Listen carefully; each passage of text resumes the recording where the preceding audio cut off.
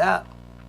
So guys, today what we're going to do is we are going to talk about something that is acidic that we've never even really thought about being acidic. See, we understand that acids give away hydrogens and that bases give away OH, or at least they create OH by stealing hydrogens from water. So guys, everything that we've done up until now with acids and bases, things kind of look like acids and they look like bases. Well, guess what? Salt solutions can be acidic and basic. And so today what we're going to do is we are going to talk very briefly about what are called polyprotic acids. And guys, this is going to be a very brief conversation. You don't need to know a lot about them. You really just need to know what they are and how to think about them as they function as acids. It's one slide. Then guys, we're going to spend the rest of the day and we are going to talk about salt solutions and the pHs of salt solutions. We are going to end the day by solving a problem together. But guys, what I've done is I've given you the, I guess, most important page of the notes. So this is going to save you all sorts of note-taking. And so what I'm going to ask you to do is that when we start discussing this idea about the pH of salt solutions, I'm going to ask you to really withhold from taking notes, because all of the notes that we're going to talk about conversationally are summarized in this little table, and you'll have it all condensed in that one location, and you can use it then as a reference so that you don't get so tied up in trying to keep up with the notes that you don't learn the material. So guys, again, we'll do polyprotics first. I did, of course, as we talk about salt solutions, use this as the opportunity to sneak in our favorite video.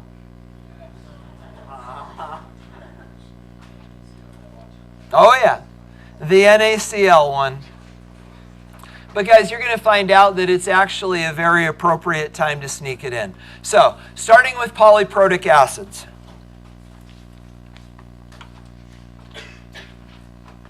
This is as small as this gets, and I just got to see. That's okay, right? Yeah, it's good. It's moved up so I can see. Yeah, you should have seen how much fun that was, moving this thing up. Oh my gosh. Yeah, because that projector is hanging off of 9 molly bolts. There's 4 down here and 5 across the top, and so when I took the projector mount down, it looked like somebody shot my wall with a machine gun. There's just holes everywhere. And so what I did when I pushed it up is this bottom row of molly bolts are in what used to be the top row, and then I had to re-drill the top row, and then what became the bottom row is now hidden behind that piece of case molding. Yeah, that wall, seriously, it's probably barely structural now with all the holes that are in it. But, yeah, drives me nuts. I need to paint it. All right. So, guys, polyprotic acids. As you know, the word poly means many. So, when we talk about poly, many, proto, proton, hydrogen ions, acids, give those things away. A polyprotic acid is an acid with multiple, and I'm fairly sure I just made up a new word, protonatable hydrogens. I would like to think that someday that word would actually be adopted by Merriam-Webster, and I would like to receive credit. It's an adjective. It means of or being able to be a proton. But guys, seriously, the idea is a polyprotic acid is simply an acid that can give away a bunch of protons. So when you think about it, maybe you have this frame of reference, guys, of the strong acids, how many of them are polyprotic? 1. Which one? Sulfuric acid. All the rest of them are monoprotic. HCl, HBr, HI, HClO3, ClO4, and HNO3. They're all monoprotic.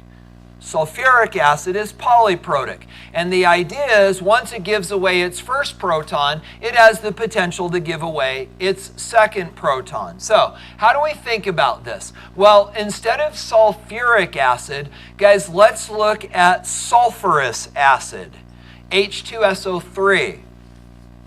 Not strong, but it provides a better example. And then we can come back and talk about H2SO4. So guys, when H2SO3 functions as an acid, write down the equation that represents its protonation. Do it in your notes. Write down the balanced equation, and don't include water. We're not going to form hydronium, we'll just form protons. We know that's really not what happens, but it simplifies the model. Guys, what does the equation look like that describes the protonation of sulfurous acid? Did you all get the right arrow? Take a look. Did you get the right arrow? You got this arrow, right? Yeah, because it's a weak acid, it reaches equilibrium, and this is a representation of sulfurous acid giving away a hydrogen. Now guys, let's talk about the conjugate base. Can I just call this a conjugate base without explaining why? Okay, so guys, what is the name of that conjugate base ion? Have I taught you this trick? What is SO3? Sulfite. And do you know the trick about adding a hydrogen? Add the word bi. So this is the bisulfite ion. In the same way that HCO3 is bicarbonate, CO3 is carbonate, add a hydrogen, it's bicarbonate. Guys, this is the bisulfate ion. But you see where this is going, right? What is this bisulfate ion going to do? It's going to give away another hydrogen. Or not. It could also function as a base. But how do we know what it's going to do? Well, if it functions as an acid, it's going to give away this hydrogen. If it functions as a base, it's going to take in this hydrogen and push it to equilibrium. So can this function as a base? How do we know? Because it's a weak acid, right? This is a weak acid. If this could not function as a base, that would be a strong acid, right? Didn't we say that? That the definition of a strong acid is an acid who has a conjugate base that is worthless. So guys, we understand that this can function as a base. That's why it reaches equilibrium. So let's put a number to it. How good of an acid is H2SO3? And the answer is this. Guys, that is the Ka for H2SO3. Given the conversation that we had with Nate a little while ago that said 10 to the negative fourth is the line that we draw in the sand in far as being a weak acid and a strong weak acid. Guys, what do you know about 10 to the negative second? That's a pretty good weak acid. But now guys, what's this? Let's just use some rounding. Let's say that this is 10 to the negative second. If this is 10 to the negative second, what is the Kb for H2SO3? 10 to the negative 12th, right? Because Ka times Kb is Kw. So guys, this has got a Ka, let's just call it 10 to the negative second. So this has got a Kb of 10 to the negative 10th. What does that tell you about its ability to be a base? 10 to the negative 10th. Not very good, right? 10 to the negative 10th is its Kb. This is not a very good base. So guess what it prefers to be? An acid. So down here, write the second, the equation that represents the second protonation.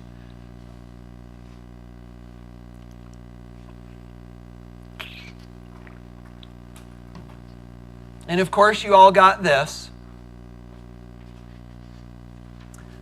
But now, guys, guess what the Ka is going to be for, well, let's point. Guess what the Ka for this is going to be? Because you understand this is the Ka for H2SO3.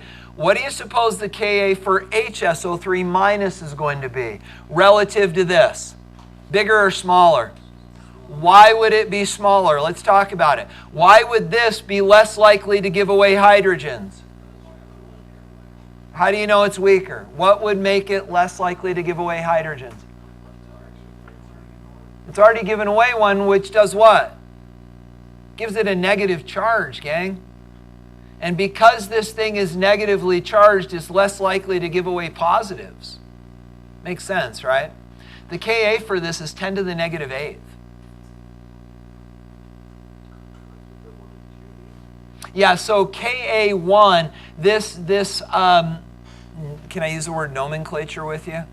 Guys, this way of writing things, which is called nomenclature, the 1 means gives away the first proton, and the 2 means gives away the second proton. Exactly. Guys, what you'll see in the appendices is that for polyprotic acids, they will give you the Kas for each successive protonation. So the bottom line is this. This will always be true. Ka2 will always be smaller than Ka1. Then if it's a triprotic acid like phosphoric acid, H3PO4, Ka3 would be smaller than 2. So these will always have successively smaller Ka values. So we'll say it this way. Saying it in the reverse, the Ka for the first ionization is always greater than the Ka for following ones. And again, why is this true? Because losing that first proton creates a species with a negative charge, which doesn't want to give away positives as readily. But guys, then the question becomes this. If we add a solution of H2SO3, this is where I'm glad for my board, because now I've got space to write in the margins. So guys, if we've got a solution of H2SO3, what's in the beaker? Let's go through here. Is there any H2SO3? Yes. So, you know what, I'll write them down. So we've got some H2SO3 in solution. How much? Not very much, because its Ka is so low. There's not going to be a lot of this left. So, do we have protons as a result of that? Oh, yeah. No, we don't. Yeah. Goes to hydronium. And guys, do be careful of that mistake. Do we have any HSO3? Quite a bit, right? Just a second, let's finish the thought and then we'll come to it. So guys, we do have HSO3 minus, right? Now, how do we know we've got quite a bit of it? I'm all right with that. So how do we know we have a lot? Well, what does this do? Most of it falls apart, which makes a lot of this. But how much of this then falls apart? Not very much, because the Ka is so low. So we're going to have a lot of HSO3. But then, do we have any source of proton from here? A little, but it just adds to this. And then will we have any sulfite ion in solution? A little bit.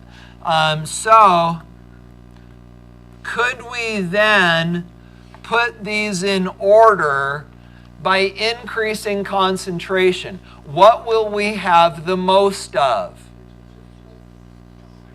Hydronium ion.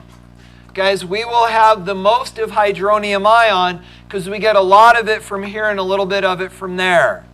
What will be the second most abundant? The HSO3, because we've got a lot of it from here and not much of it falls apart. What will be then the next highest in concentration? Will it be this or this? The SO3, no, because of this that falls apart, a smaller fraction of this falls apart, right? I've never thought about that. Which will be more? Right, it's a fraction of a fraction, so which will be greater? Has to be bigger. So this would be third, and then that would be fourth. Does that make sense? Makes sense to me. Okay. Were you going to say something, Gavin?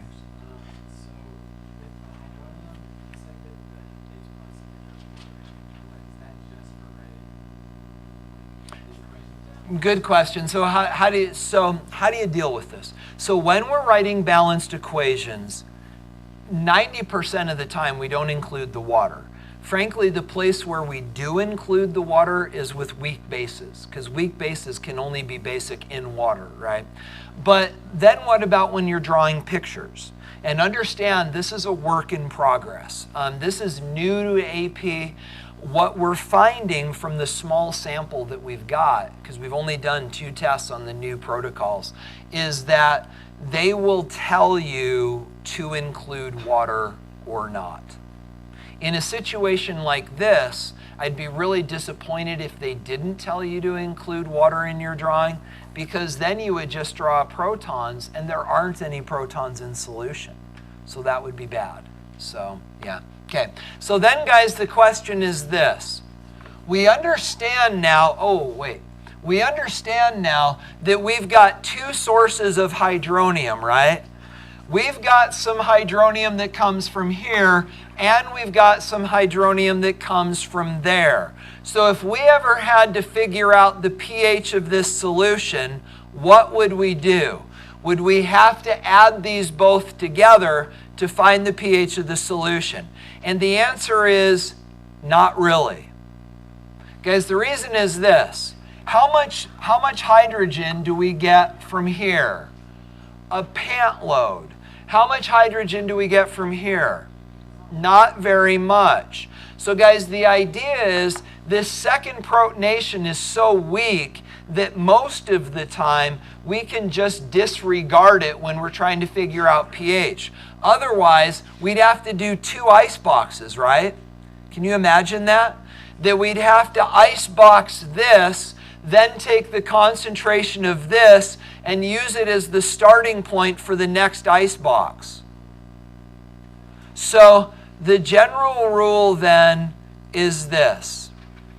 If the successive protonations, and guys, all you've really got to write down, I'm going to try this. Oh, it worked. Guys, if the successive protonations change in magnitude by an order of 10 to the third, don't worry about successive protonations.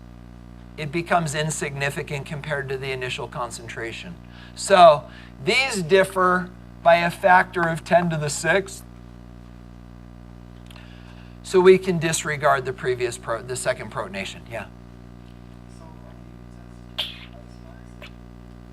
Icebox is a thing. Everybody knows it. You don't have to explain it. You don't have to. It's like dimensional analysis. It is a universally accepted problem-solving process.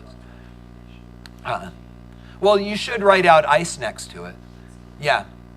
But you don't need to say, I am assuming that this is changing by X, because just all of the representation of equilibrium that's in an icebox is understood to be part of our language. You guys good on this? Polyprotics? You okay? Can I make this go away? Do I need to wait? You're good? Okay. So guys, shifting gears. It is now time to talk about the pH of salt solutions. Maybe we should review very quickly. What is a salt? What do you know about them? Ionically bonded. What do they contain? Metal and a nonmetal, typically, or a metal and a polyatomic ion. So guys, sodium nitrate, sodium chloride, calcium sulfate. Typically, your positive ion is a metal. Really, the exception to that is ammonium, right? Ammonium is one of the few positive polyatomics. There's also mercury 1 and mercury 2. Those are the only 3 you need to know. But guys, we've got a positive ion. We've got a negative ion, which is typically a nonmetal, chloride, bromide, iodide, or it could also be a polyatomic. And guys, when we think about salts, ooh, Miss Call's got, remember my little green and gray guy? Yeah. Guys, when we think about salts, we understand they exist in lattices. We talked about lattice energies, all those things, right? Now, here's the trick. Up until now, this has been salt solution for you. When an ionic substance, such as sodium chloride, is placed in water, water molecules interact with the ions on the surface. Right? And we talked all about why this dissolved. We talked about the lattice energy of the lattice. We talked about the hydrogen forces that hold the water molecules together. We talked about the forces that exist between the ions and the molecules. What kind of forces are those? Ion dipole, but they are intermolecular forces. And guys, we talked about the interplay of this, where because this is dissolving, what do we know about these forces compared to the sum of these two forces? They've got to be greater or they won't dissolve. Remember all those things we talked about? But guys, here's the thing you got to understand. All of this in general, what kind of change is this? Physical or chemical? Physical. Dissolving is a physical process. If it's a physical process, what are not being broken or formed? Bonds. Guys, it was good that Everett mentioned that these are intermolecular forces. Guys, up until now, in your little world, dissolving has always been the rearranging of intermolecular forces, and consequently, it's always been a physical change.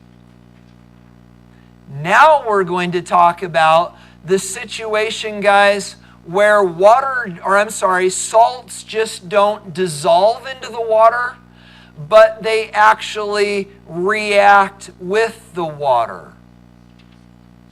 And when they react with the water, guys, what they do is they function as acids or bases towards the water, and it changes the pH of the water.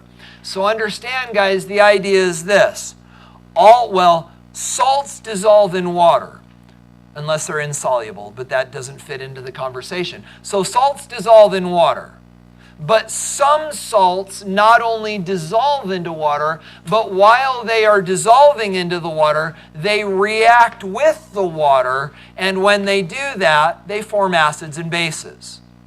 Do you get the idea? Okay, so guys, do this with me just to sort of tee up the ball and give you a background for what we're talking about. I would encourage you to write this down with me. So it goes like this, and I'm making this up as I go, but I think this is going to work well. Let's do this, H2O, but you're going to find it helpful to think of water as HOH. Guys, given this conversation, why would it be helpful to think of water as HOH? Now we got an acid and a base, right? Okay, now guys, let's do this. And let me pause for a second here. Let's do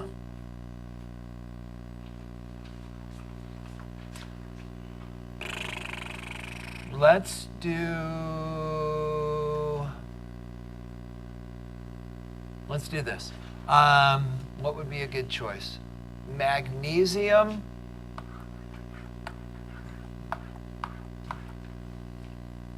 Magnesium fluoride.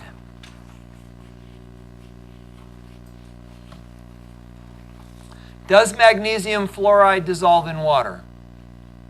Yes. All of the halogen-based salts dissolve in water unless they're bonded to silver, lead, or mercury. So guys, this dissolves into water.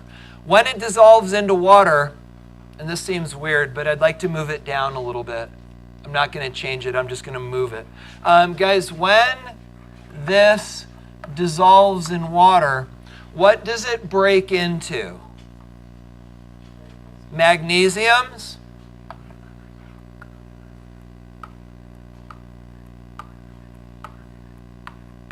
and fluorides. And let's not worry about how many. Okay. Now, can you picture that happening? Can you picture the water molecules, like in the video, coming in, attacking the crystal, pulling off the magnesiums and pulling off the fluorides? Can you sort of picture that like the video? But guys, here's the thing. Unlike sodium and chloride, when sodium ion and chloride ion dissolve in water, the water molecules surround the ions, carry them off into solution, but it's completely a physical change. Because it turns out that that is not the case when magnesium ion and fluoride ion go into solution. When these go into solution, as the water molecules, like little tugboats, carry the ions off into solution, the story doesn't stop there. The ions actually attack the water molecules and rip the water molecules apart. Now guys, watch. How is this going to go? Well, keep your eye on the OH down here. So can you picture water molecules surrounding the magnesium ion? Guys, what part of water will magnesium ion attract? The positive hydrogen or the negative OH? The negative OH. And we actually end up with this chemistry taking place. The magnesium grabs a hold of the OH, and we're going to be really loose about balancing this. Guys, the magnesium grabs a hold of the OH and it forms magnesium hydroxide. And what's left? Hydrogen ions,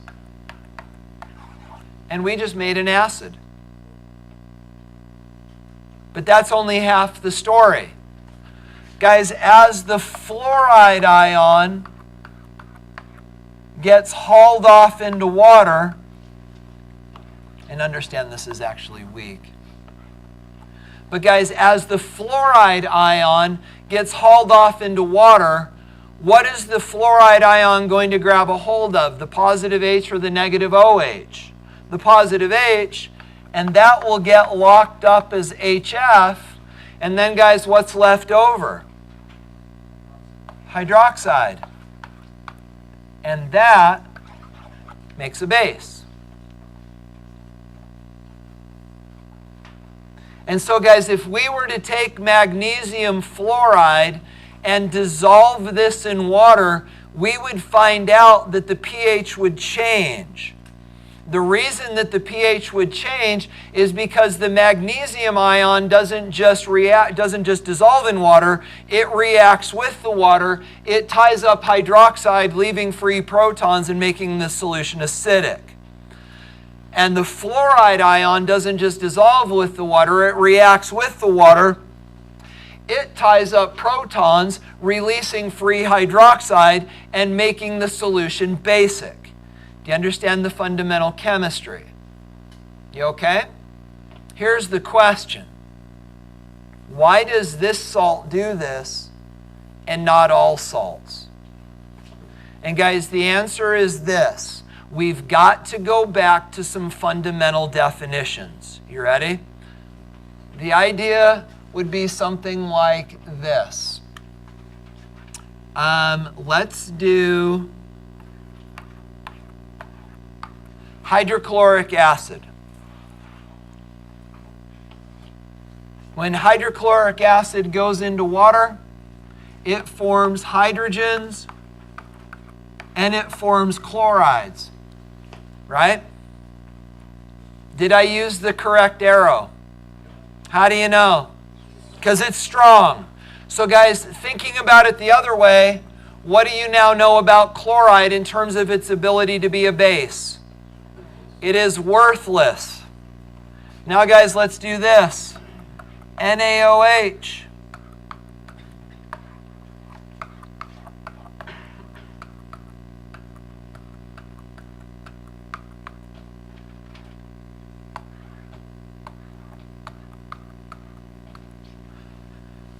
Did I use the right arrow? Yeah. Why? It's a strong base. What do you now know about sodium's ability to function as a conjugate acid? It's worthless. So when you take sodium and when you take sodium and when you take chloride and you put them together, what do you now know about sodium's ability to attract hydroxides? Worthless. What do you know about chloride's ability to attract hydrogens? Worthless. So when you dissolve sodium chloride in water, sodium cannot attract hydroxides, chloride cannot attract hydrogens, and as a result, these dissolve, but they don't attack the water, and the pH stays 7. You get it? But guys, if we go back here, what about magnesium? Can magnesium attack water? Yeah, and how do we know that? Well, guys, the way that we know that is this. Take a magnesium base. So we're going to go here. Magnesium hydroxide.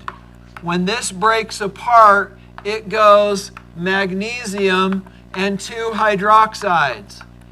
Did I use the correct... Oh, let me put in the charge. Come on, baby. Did I use the correct arrow? No, because magnesium hydroxide is not a strong base. It is a weak base. So magnesium does have the ability to do this. Get the idea? Now, guys, what about HF? When this breaks apart, it breaks into H's and F's. Did I use the correct arrow? No, because HF is not a strong acid. It is a weak acid. So what we now discovered is that fluoride can attack water and take in hydrogens. Magnesium ion can attack water and take in hydroxides. So when magnesium fluoride dissolves in water, the magnesium is reactive towards water and the fluoride is reactive towards water. And we know that because we know that magnesium hydroxide is a weak base and hydrofluoric acid is a weak acid. So guys, when we think about these ions that make up salts and their ability to attack water, what we do is we go back to the fundamental idea, are they from weak or strong acids? So the idea is magnesium comes from a weak base, so it reacts towards water. Fluoride comes from a weak acid, so it also reacts towards water. But if we go back to our chloride, where'd it go? If we go back to our chloride and sodium examples, these are the children of strong acids and bases, and as a result, their conjugates are not reactive towards water. Was that a lot of information really fast? But guys, the fundamental idea is this. When you're figuring out what salts do to water, you simply ask yourself, who's the parent of the positive ion? Who's the parent of the negative ion? And then from there, you can figure out what this thing is going to do in water. So go ahead.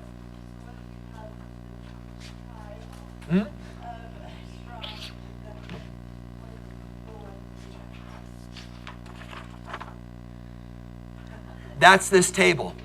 This table gives you all the possible combinations.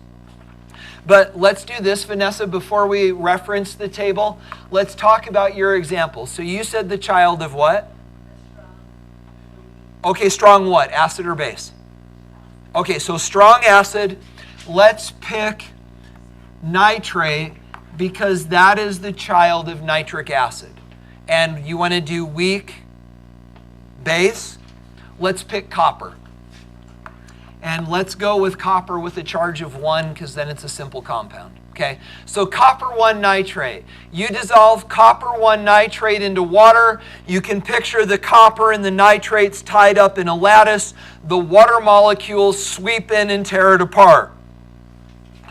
When they tear it apart, this breaks into coppers and this breaks into it breaks into coppers and it breaks into nitrates. Now, let's start at the bottom. Is nitrate reactive towards water?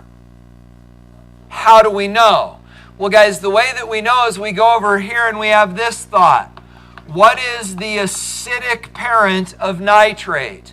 And the answer is HNO3. And when HNO3 breaks apart, it breaks into H's and it breaks into NO3s. So there is our NO3. And can NO3 grab a hold of hydrogens? It cannot. How do we know? Because it's a strong acid. So by definition, this is a worthless conjugate base. So as the water molecules are carrying nitrate off into solution, it is dissolving. But those nitrates are not pulling hydrogens off of the water because we've established that they can't because we know HNO3 is a strong acid. See how that logic fits together? But now let's go up to the copper. Does copper attack water? And in order to answer that, we go to CuOH. And this breaks into Cu plus and OH minus. Now, have I written that properly? No. What does it need? A double-headed arrow because copper hydroxide is not a strong base. That tells us that copper does in fact have the ability to attract hydroxide.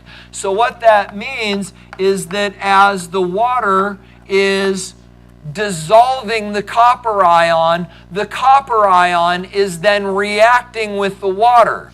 And what is it going to attract? Will the copper ion attract a hydrogen or a hydroxide? Hydroxide, because hydroxide's negative, so it will form this, and this is weak. It'll form this, and then the thing that is kicked out is hydrogen ions, making the solution acidic. So guys, if you dissolve copper 1 nitrate in water, you will form an acidic solution. How could we figure out the pH of it? Answer? Icebox this and look up the Ka of copper ion. Get it? So guys, that's the way this thinking works. It all comes back to lineage. So guys, what questions do you have? Go ahead, Gavin.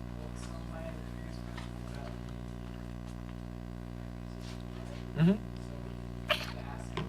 Hold on, let me see if I can go there. There. Okay.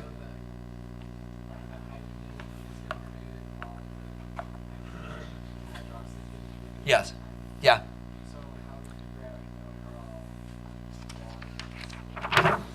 That's this. And we're going to talk about this in a minute. What you're talking about is an example where both of them are attacking water.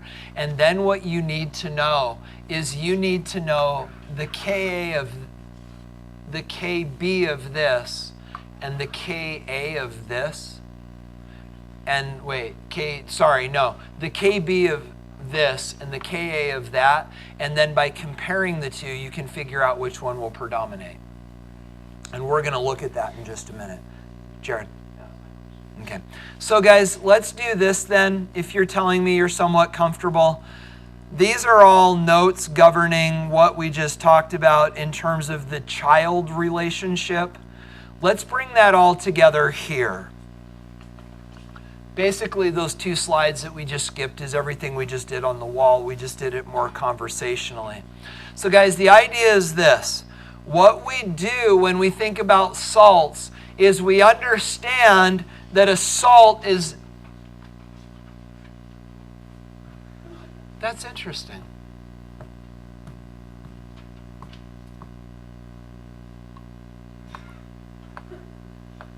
Okay.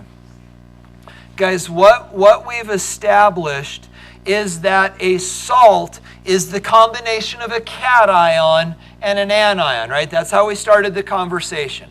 And the idea then becomes this. Cations come from bases. So what is the base of a cation?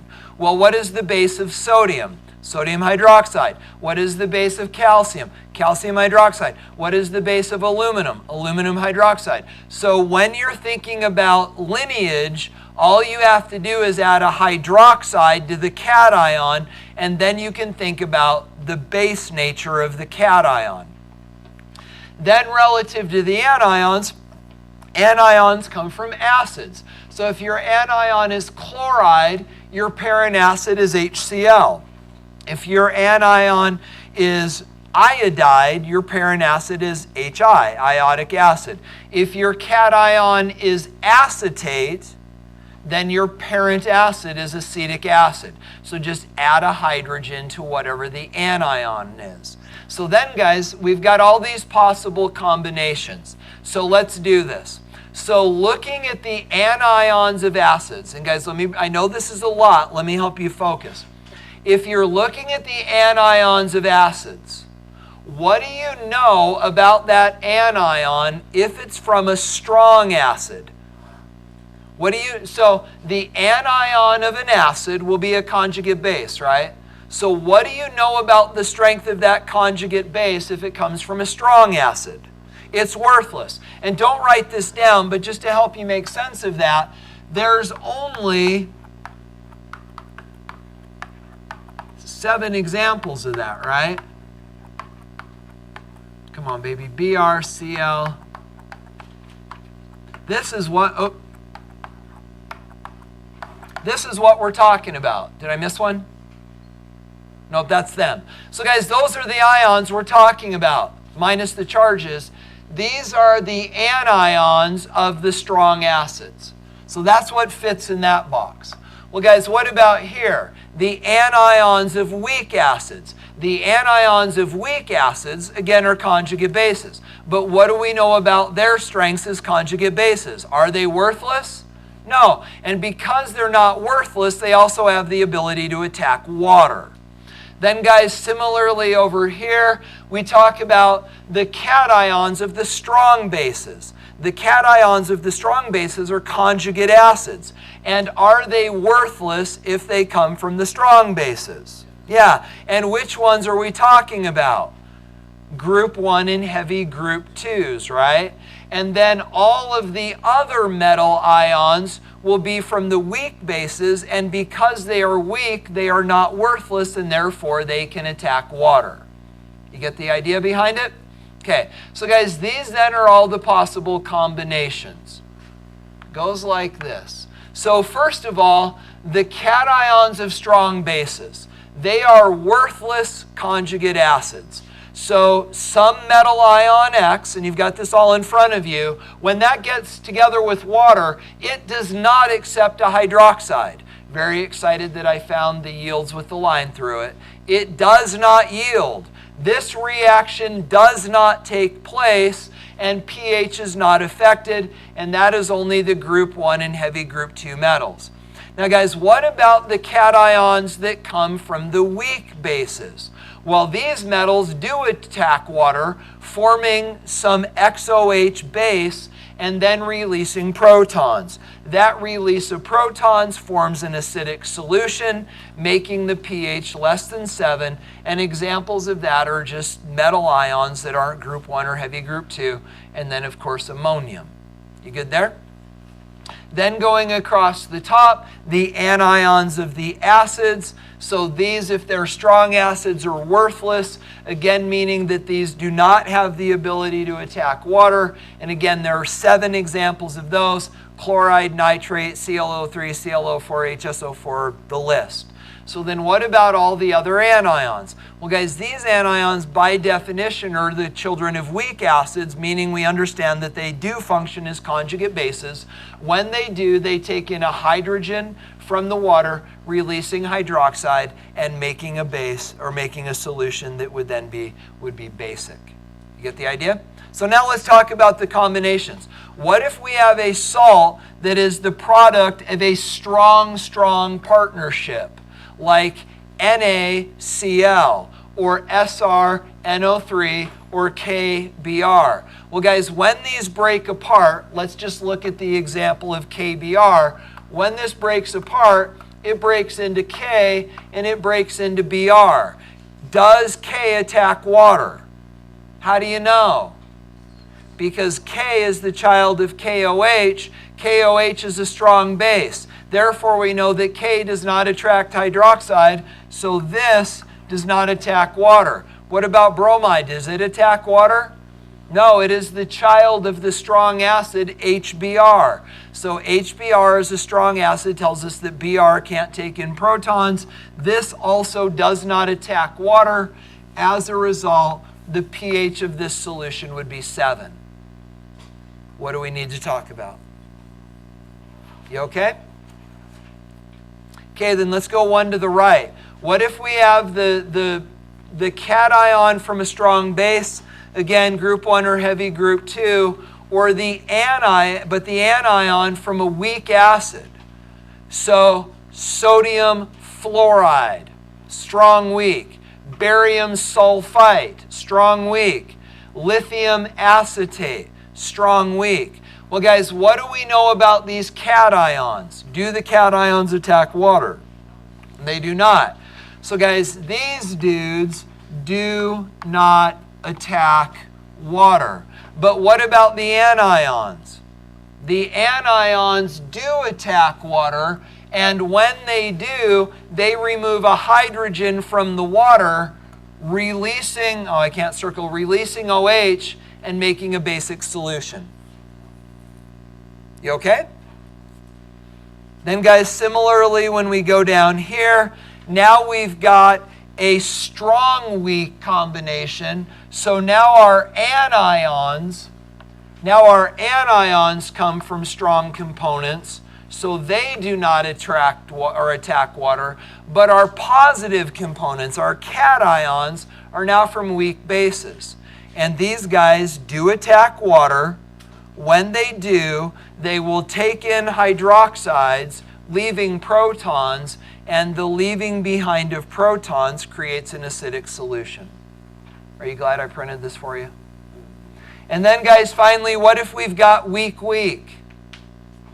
Well, if we've got weak-weak, they both attack water, and then it comes down to a question of the relative Kas and Kbs of the ions. And I don't think that's in your notes, and I'm not sure why.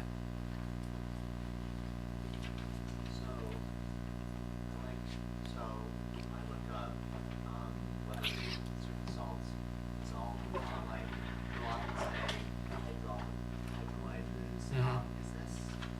Is it similar to this? Yeah, because that hydrolysis means, lyse means to break apart, and that's what we're talking about is the hydrolysis of water. And these salts all hydrolyze water because it reacts with the water to break it apart. Yep.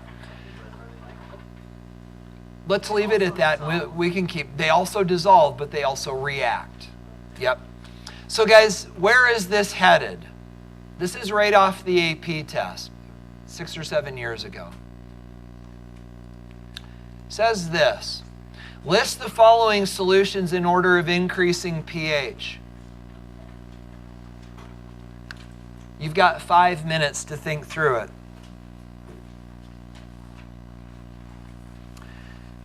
Thankfully, the concentrations were all the same. But guys, put these in order of increasing pH. By the way, eventually you'll want to know this.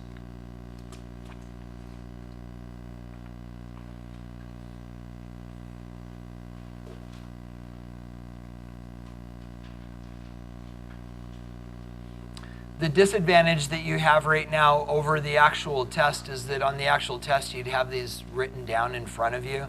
I would propose to you, you're probably not going to be able to solve this unless you write down their formulas.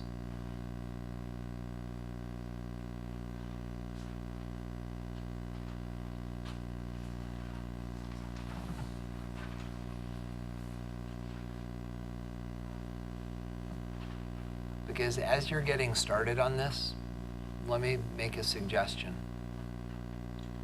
If you don't know what to do, do something. And the something that you should be doing is writing these things down. the mistake that you're going to make is sit there and go, I have no idea how to solve this, I give up. Because what you're doing is you're training your brain to panic and quit. And guys, if that's the way you've trained your brain, taking the AP test in May is going to be a very painful experience for you. So rather than train your brain to panic and quit, train your brain to panic and do something. And that something can just be start writing stuff down. But do something.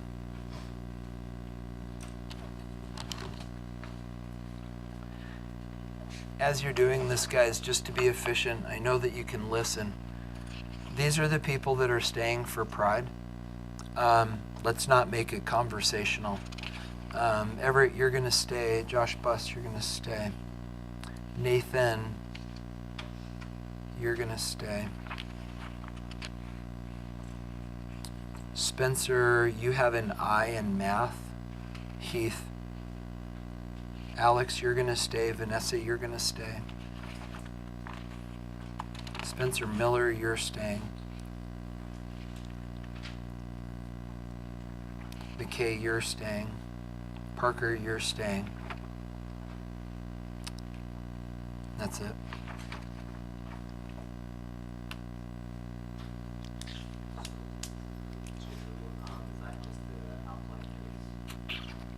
So group 2 are the alkaline earth metals, yeah. But remember that not all of the group 2 metals are strong bases.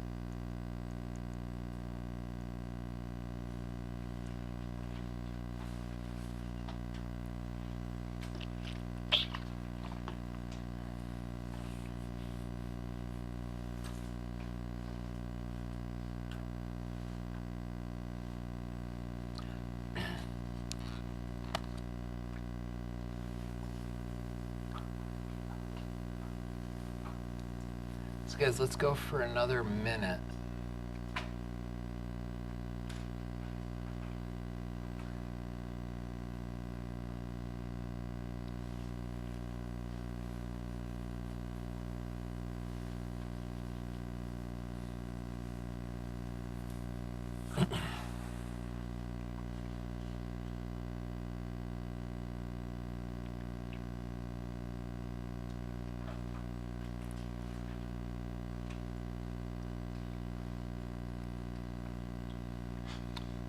Can we try it?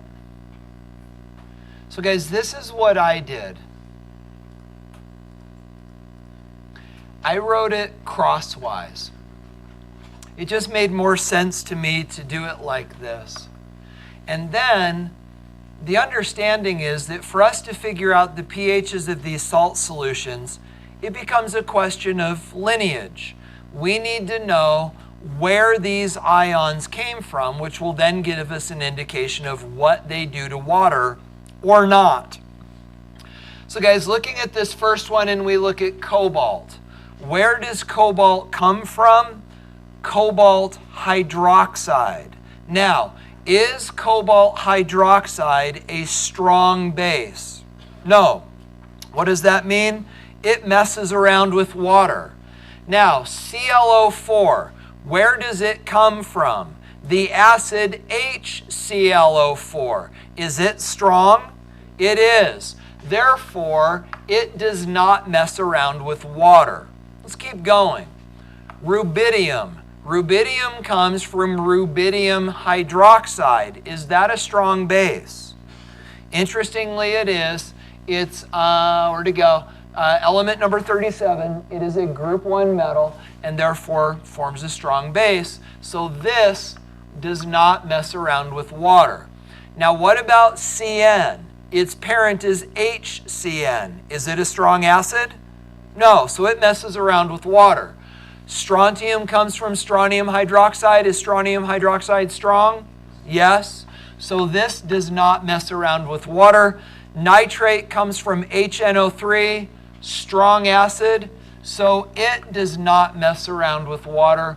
And then guys, finally this one, potassium, strong base, so it does not mess around with water. Come on.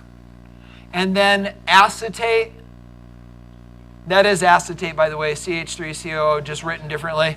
So that would be acetic acid, and it does mess around with water. Are we good? Okay.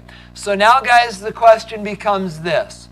What are these things going to do when they interact with water?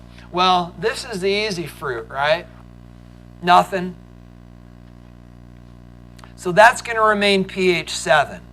Now, what is the cobalt going to do? Well, guys, cobalt has got a positive charge. I'll write this out for you. Cobalt is positive. Come on. There we go. Cobalt is positive, so when it attacks water, what is it going to form? Cobalt hydroxide. This is actually +2. So it'll form COOH2, and in doing so,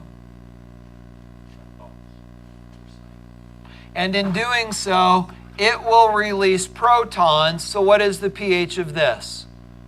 pH will be less than 7. Like so. Okay, now we look here. CN, let's see if we can just do this in our heads. CN is negative. So what is it going to pick up from the water? Positive hydrogen. That will leave an excess of OH, and that excess of OH will make, this should be pH, that will make the pH greater than 7 because that will be basic. Now, guys, we got to talk about acetate. What is that going to do? Is it going to take in a hydrogen, or will it give off a hydrogen?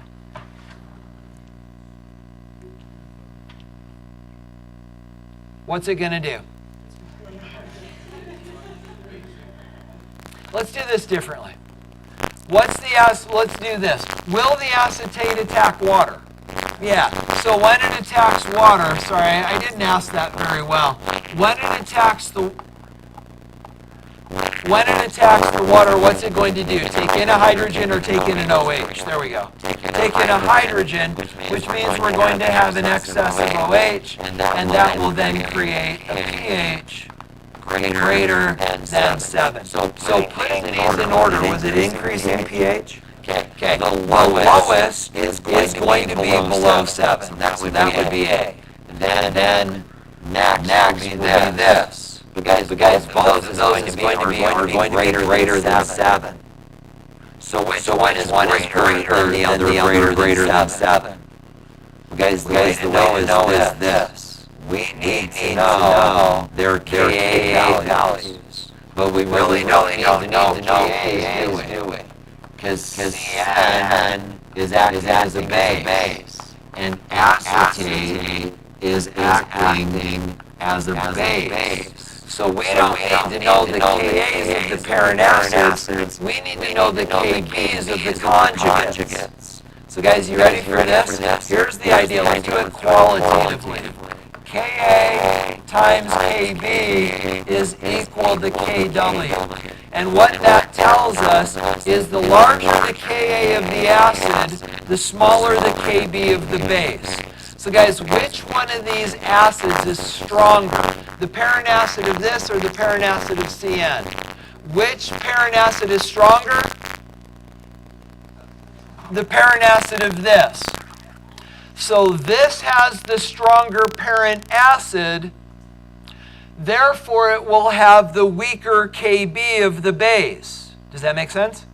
So this is a weaker base, and this is a stronger base. And if this is a stronger base, it will have a more basic final solution pH with water, so this would have the highest pH of the group. Do you get the idea? It's pretty good logic. So guys, all of that said, here is your homework.